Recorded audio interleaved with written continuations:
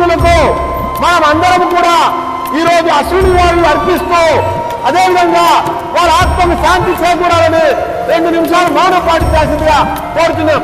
దయచేసి అందరూ వాళ్ళ మనసుల్లో వాళ్ళ ఏదైతే మన యుద్ధంలో అమరులైనటువంటి అమరవీరులందరికీ కూడా మౌనం పాటిద్దాం.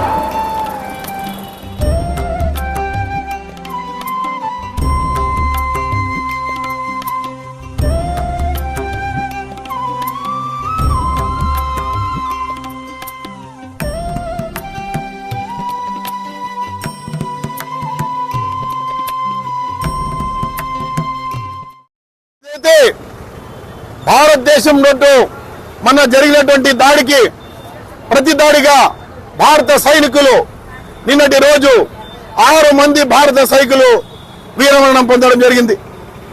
ఇదిలో ఏదైతే సైనికులు పాకిస్తాన్ లో ఉన్నటువంటి ఉగ్రవాదుల చర్యలకు భాగంగా మన సైన్యం ధీటుగా పోరాడుతూ ఆశలు బాసినటువంటి 6 మంది ఏదైతే మన భారత సైన్య జవానులు ఉన్నారో వాళ్ళందరూ కూడా కాంగ్రెస్ పార్టీ తరఫున నివాళులర్పించడం జరిగింది. ముఖ్యంగా మన అనంతపురం జిల్లా నుంచి నాయక్ గారు యుద్ధంలో వీరమరణం పొందడం జరిగింది.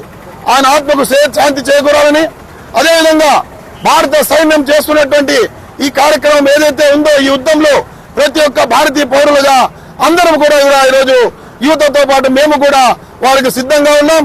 ఏదైతే భారత జవానులకు ఉన్నారో భారత జవానులకు మన భారత మాత కోసం సేవ చేసేదానికోసం మేము కూడా అవసరమైతే యుద్ధానికి సన్నద్ధమవుతామని చెప్పి తెలియజేస్తూ గట్టిగా హెచ్చరిస్తున్నటువంటి పాకిస్తాన్ ఎటువంటి దుశ్చర్యకు పాల్పడుతోందో అందరూ చూసినటువంటి విషయమే.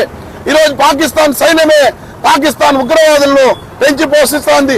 దానికి నిరసిస్తా అంటే ఈరోజు మన పైన ఉగ్ర దాడి జరపడం జరుగుతోంది. దాన్ని పూర్తి స్థాయిలో భారత